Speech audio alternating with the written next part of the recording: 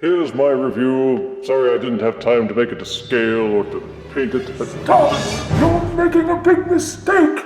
Who are you? I'm your future self, and I came back from time in a time machine to warn you not to do this review! Wait, if you're future me, then that means you got a time machine before I did.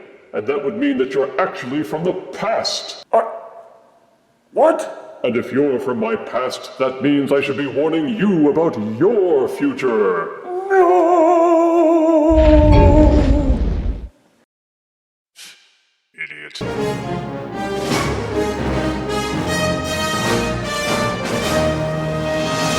You're just in time to enjoy this review of the exclusive Transformers Back to the Future Deluxe figure Gigawatt. Gigawatt is in reference to one of the many lines from the classic movie Back to the Future. To generate the 1.21 gigawatts of electricity. 1.21 gigawatts! 1.21 gigawatts! What the hell is a gigawatt? And since the time machine in that film was a Delorean, it makes some kind of cosmic sense to cross over to the Transformers franchise and make a Delorean Autobot. Behold the 1980ness of this box, done in classic style with the 80s content visible inside. Character art is in the corner. The side panel shows an actual photo from the movie. Check out the flaming trails on the back. And Gigawatt's custom bio and stat chart. His quotation reads, "You're never out of time when you're a time machine. When Marty and Doc Brown need a ride through time, Gigawatt is ready to fly." And his stats are 7 muscles, 9 headgears, 10 bionic men, 6 RPGs, 10 flux capacitors, and 8 clocks. Stop and read all the legal mumbo-jumbo, then take a peek at both modes on the other side panel. The top panel does an 80s-style demo of the transformation process, but probably leaves out an awful lot. Now let's open the box and see if you really don't need a credit card to ride this train. Out of box Back to the Future crossover Gigawatt comes with his instruction booklet, a black hook rod accessory to mimic the scene from the original Back to the Future's movie, a gray plastic gun accessory, and a tiny plastic Mr. Fusion accessory. If you can get the camera to focus, you can see that it's got the Mr. Fusion logo stamped on it, which looks pretty clean. And here is Gigawatt in his alt mode. It is a heavily retooled version of the War for Cybertron Sideswipe mold, but as it is a crossover figure, it has been utterly revamped, so it now copies the DeLorean time machine from the movie Back to the Future. It's done over in places with brushed aluminum paint, but at least they painted the hubcaps, and some of the molding which imitates the movie modifications were painted as well. This section which wraps around the car looks like it could use some paint to highlight it, but the sculpting seems mostly accurate, though not 100% movie accurate. For instance, the GMC logo is missing from the front bumper. But Hasbro does enjoy cutting costs at the expense of quality, and I'm sure the workers did the best they could with the budgetary constraints under which they were operating. The translucent windows are a nice touch, and there seems to be some internal sculpt work to make it look more circuity. You could take the hook accessory and plug it into the back of the car to copy the modifications made in the film. You can also take the Mr. Fusion accessory and plug that into these clips behind the hook port. But what about the gun? Don't worry, they rigged up storage for that too. Just flip the car over and plug the gun into this port underneath the front bumper, and you'll never even know it's there. Gigawatt will roll on flat surfaces. Each tire is designed to fold underneath the car to put it into flight mode, as was demonstrated in the movies. And it just wouldn't be the DeLorean if you couldn't open the car doors by folding them up now, would it? So don't worry, this figure's got you covered, you nitpicking gimps. There's this one paint flaw on the hood of my figure, but for the most part, everything that was supposed to be painted got clean applications. Unlike the War for Cybertron figures that Gigawatt was built from, the alt mode for this figure has only limited means to accessorize. The only open port is the one where you plug the hook in. There are 4 open ports underneath the car, where you can't really use them except in flight mode, and 2 ports underneath the car doors. But the primary focus was for the accessories to mimic the movie appearance, and on that score, Gigawatt delivers. If you've ever transformed War for Cybertron Sideswipe or Sunstreaker or any of their associated remolds, then transforming Gigawatt should prove no challenge to you. Start by folding in these upper tires. De-accessorize if you haven't already. Flip open these panels at the back of the car. Untab and open the car doors. This will allow you to perform the familiar step of unfolding the back of the car and opening them up to form the robot legs. Separate the legs, then push down these exhaust vents at the back of the car. This will push out the robot feet, which you then fold downwards, then reclose these panels at the shins, and give the waist a 180-degree twist. One step which is new is that there are these 2 small tabs up near the top of the front wheels. Those must be disengaged and swiveled downwards. Don't forget to do it for both sides. Then unfold the shoulders out from inside the car body. Fold the wrists out, then angle down the car hood. You may be tempted to fold it all the way down, and you can do so, but there's another step that they've added. The tires must also be inverted 1 more click so that they are completely flipped inside out. Push up from underneath and inside the car hood.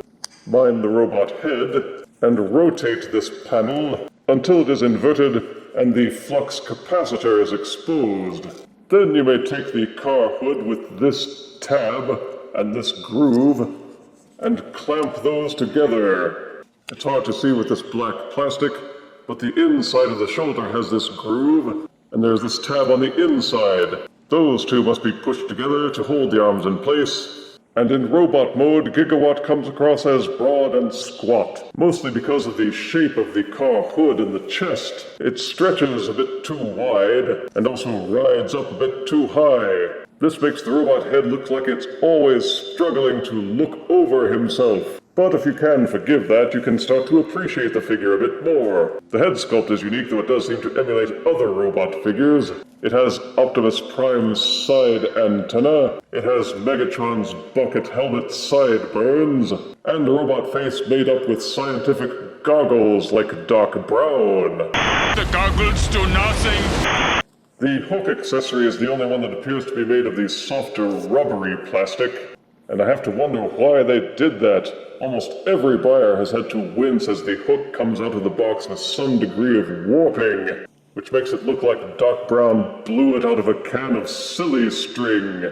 Warming it up under a hairdryer will probably allow you to straighten it out and properly realign the hook. You may also want to touch it up with paint to highlight the wires, just because the plain rubber plastic makes it seem unfinished. The arms are typical War for Cybertron-style boxes, and the chest, while very wide, has that flip-out panel to reveal the flux capacitor. And underneath it has time circuit entry coordinates, which may be either cosmically significant or amazingly coincidental. The Delorean car doors make decent wing-a-dings for the back, and except for these sections at the base of the shins and in the forearms, most of the robot seems quite solid. Even the legs seem to have a lot of detailing, including these that look like a dual set of backup flux capacitors, and the backs of the shins carry the Delorean mojo pretty well. The feet are a bit flat and ducky, but there was no other way to hide them inside the car for the alt mode. The colors are still gray and black, with some movie-style aluminum parts for the car exterior. Some parts come across as a bit flat despite all the sculpted detail. The shins could use some highlights and touching up. Gigawatt has some of the War for Cybertron Battlemaster ports opened up in robot mode. You can plug his weapon accessories into either hands. There are ports on the side of each shoulder, and also on the side of each forearm. These can be used for weapon storage or for additional accessories and fire blasts. The gun is a bit plain and could use some extra paint to set it off, but you can take the Mr. Fusion accessory and plug it into the back of the weapon, or plug it onto the top. I guess that makes it a Mr. Fusion cannon.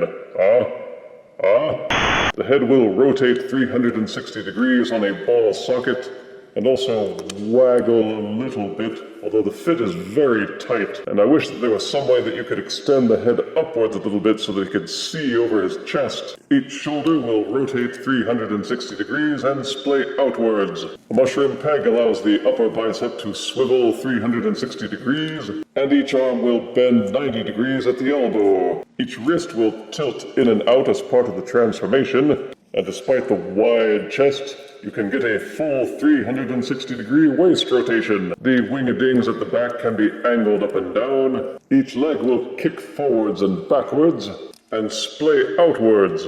It can be rotated at the upper thigh, and each knee will bend backwards about this far. They might bend farther, but they bump into the Back to the Future vents. Each ankle will tilt in and outwards on a small pivot, and if it weren't for these cuffs at the shins, you could angle it upwards on its transformation hinge. So the articulation is good, but the feet could really have used a forwards and backwards tilt in addition to side to side. The head is way too tight, and I wish they'd added a way to extend it upwards on a neck of some kind. For size comparison, here is crossover 35th anniversary Back to the Future Deluxe Gigawatt next to Generation 2 Deluxe Combiner Wars Blast Off. Here is crossover Deluxe Gigawatt next to crossover Voyager Ectotron. He got his Cadillac logo. And here is crossover Back to the Future Deluxe Gigawatt next to this carriage clock.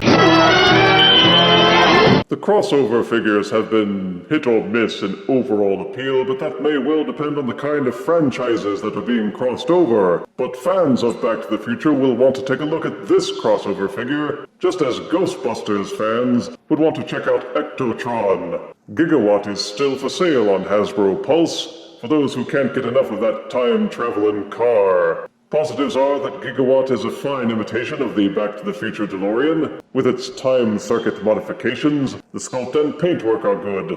It comes with accessories to further copy the movie appearances. The transformation will be familiar and easy for those who have experience, and yields a good end result for the robot mode. The robot has strong posability and again allows you to use the included accessories. Negatives are that they could have done better with the paint if they'd tried harder. There are sections in both Alt and Robot modes which need some touching up and detailing. There's some part scraping in the transformation that has me a bit worried, and some flaws in the factory-applied paint. The head is sunk way too low on the shoulders. The hook accessory is bent and will require some home repairs. Flipping out the Flux capacitor panel requires a bit of force, and tabbing the doors back down does as well. For both those sections, I worry about future breakage. But if you can get hold of this figure on sale, as I did, then it's worth picking up. And I give crossover Back to the Future Deluxe Gigawatt 7 out of 10 deaths. Why do we always have to cut these reviews so dang close? You fool! I tried to warn you! Why wouldn't you listen? Quiet, you. Ah!